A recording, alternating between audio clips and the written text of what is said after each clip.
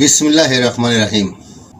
মুমিন তো দূরের কথা, এই সমাজে যারা আলেম ওলামা দাবি করেন, দেখেন তো আমানু হতে পারেন কিনা। আমানু হতে গেলে যা যা করতে হবে সেই বিষয়ের উপর থাকছে আমার ডায়লগ। শুরু করা যাক। সূরা বাকারা আয়াত নম্বর 3।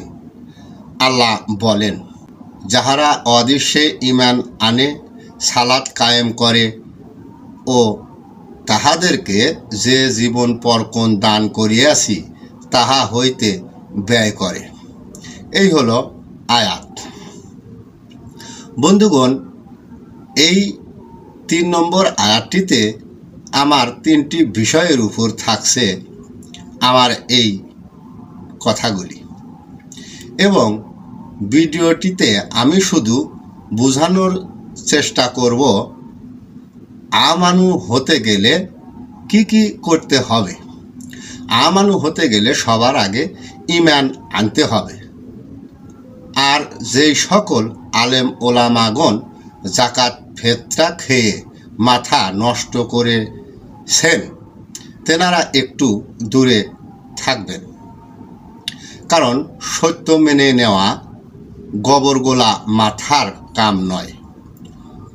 এবার মূল বিষয়ে যাওয়া যাক। 1 নম্বরে, যাহারা অদৃশ্যের উপর ঈমান আনে। এই অদৃশ্যের উপর কোন ব্যক্তি কিভাবে ঈমান আনবে? অর্থ। 2 নম্বরে, সালাত কায়েম করে, অর্থাৎ এই সালাত কায়েম করে সেই ব্যক্তি কে? 3 নম্বরে, তাহাদেরকে যে জীবন পরকন দান করিয়াছি তাহা হইতে ব্যয় করে। এই হলো 3টি বিষয়। এবার মূল বিস্তারে যাই। বন্ধুগণ, শুরুতেই কিছু কথা বলে নেই। সূরা বাকারার 3 নম্বর আয়াতটি আরবি ভাষায় ব্যাখ্যার সাথে বাংলা ব্যাখ্যার মিল নেই।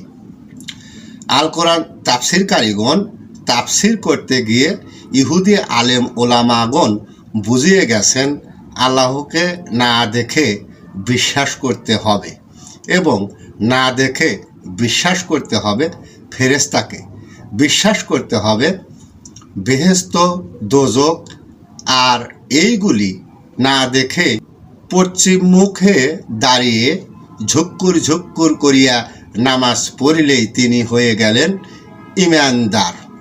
তাফসিরকারীগণ আল কোরআন বাংলা অনুবাদ করতে গিয়ে সহজ ভাষায় অদৃশ্যের প্রতি ঈমান আনাটা এটাই বুঝিয়েছেন, এবং এটাই সালাত আদায় করা বুঝিয়ে গেছে।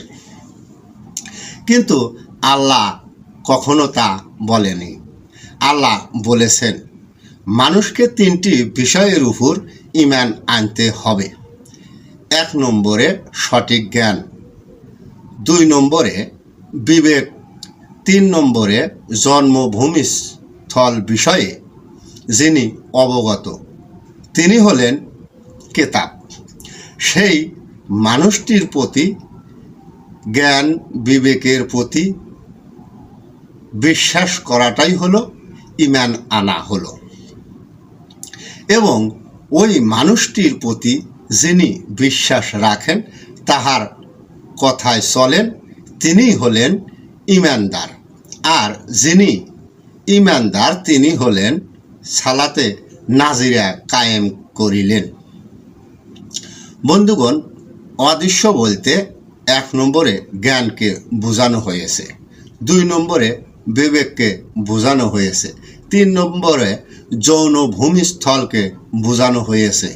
এই 3টি বিষয়ে বিশ্বাস করতে হবে। মানুষ এই 3টি বিষয়ে অজ্ঞান, যা কখনো দেখা যায় না। বিশ্বাস করতে হবে। আর যেই ব্যক্তির মস্তিষ্কে আল্লাহ পদার্থ জ্ঞান এবং বিবেক আছে, এবং বিবেক সম্পর্কে বুঝিয়ে বলতে পারেন এবং বিবেককে জাগ্রত করতে পারেন। সেই সাথে জন্মভূমিকে দমন রাখার বিষয়ে বলতে পারেন, অর্থাৎ দৃষ্টি যৌনতা কমানোর পথ দেখিয়ে শিখিয়ে বুঝিয়ে দেন বা দিতে পারেন। তিনি হলেন ওই ব্যক্তি। সেই ব্যক্তিকে বিশ্বাস করাটাই হলো অদৃশ্যের প্রতি ঈমান আনা হলো। বন্ধুগণ, নবীয়তি যুগে যারা নবীদের উপর ঈমান আনতেন তাহাদেরকে ঈমানদার বলা হতো, কারণ নবীদের ব্যতীত ভিতরের জ্ঞান এবং বাহিরের জ্ঞান, সেই সাথে বিবেকের অধিকারী কেউ ছিল না। বর্তমান পীর অলি ব্যতীত ওই জ্ঞানের অধিকারী কেউ নাই। তাই যারা পীর অলিদেরকে বা পীর অলির প্রতি বিশ্বাস করবেন তিনি হলেন ঈমানদার। আর সর্বসাধারণ মানুষের জন্য পীর অলিদের উপর বিশ্বাস ও ভরসা করাটাই হলো প্রথম সালাত আদায় করা হলো এবং পীর অলিদের প্রতি পুরোপুরি ঈমান আনাটাই হলো সালাত কায়েম করা হলো।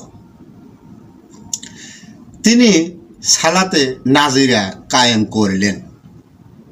যিনি পুরাপুরি পীর অলির উপর ঈমান আনলেন তিনি সালাতে নাজিরা কায়েম করলেন, আর আমানুর খাতায় নাম লেখা হয়ে গেল। অর্থাৎ যখনই সালাতে নাজিরা আদায় করিলেন, পীর অলিকে যখনই অনুসরণ করবেন তখনই তিনি হবেন ঈমানদার। পীর অলিকে পুরোপুরি বিশ্বাস না করা পর্যন্ত তিনি ঈমানদার নয়। ঈমানদার অর্থ পীর অলিকে পুরোপুরি বিশ্বাস করতে হবে। বন্ধুগণ, আল্লাহকে বিশ্বাস করার নাম ঈমান আনা নয়। ফেরেশতাকে না দেখিয়ে বিশ্বাস করার নাম ঈমান আনা নয়। বেহেশত দোজখ না দেখিয়ে বিশ্বাস করার নাম ঈমান আনা নয়। বাড়ি বাড়ি ঘুরে ঘুরে নামাজের দাওয়াত দেওয়ার নাম ঈমান আনা নয়। মসজিদ মাদ্রাসা 5 তলা থেকে 10 তলা গড়ার নাম ঈমান আনা নয়। নবী মুহাম্মদ সাল্লাল্লাহু আলাইহি সাল্লাম এর নামে পটর পটর কথা বলার নাম ঈমান আনা নয়। ঈমান আনার অর্থই হলো পীর অলিদের বিশ্বাস করতে হবে হবে। কারণ আবারও বলছি, নবীয়তি যুগে নবীয়তি আইন ছিল নবীদের উপর বিশ্বাস স্থাপন করার নাম হলো ঈমানদার। নবীয়তি যুগ পেরিয়ে বেলায়েতের যুগে বেলায়েতি আইন হলো পীর অলিকে বিশ্বাস করতে হবে। তাহলে আপনি ঈমানদার, বাকি সব কাফের। বন্ধুগণ, ভিডিওটি বড় করতে চাই না। সূরা বাকারার 3 নম্বর আয়াতে শেষে বলা হয়েছে, তাহাদের যে জীবন পরক্ষণ দান করিয়াছি তাহা হইতে ব্যয় করে। এর অর্থ হলো মানুষের অন্তরে লেগে থাকে নফসের ক্ষুধা। এই ক্ষুধার খাবার বস্তুত কোনো খাবার নয়। এখানে আপনাকে বুঝতে হবে আল্লাহ নবী বিষয়ে কে আপনার মনের ক্ষুধা নিবারণ করতে পারে। মনের ক্ষুধা যিনি নিবারণ করতে পারেন তিনিই তো জীবন পরকনের মালিক। বন্ধুগণ, পরকনের অর্থ হলো পীর অলিকে যিনি বিশ্বাস করেন ওই বিশ্বাসী ব্যক্তি জান্নাতে যাবে কি দোজকে যাবে, ইহার দায় দায়িত্ব পীরের উপর আল্লাহর এখতিয়ারে নয়।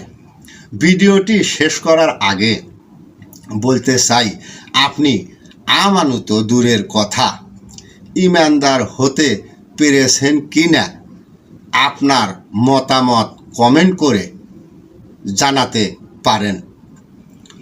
সবাইকে শুভ কামনা জানিয়ে এখানেই বিদায়। ইয়া গাউসুল আজম, ইয়া গাউস পাক।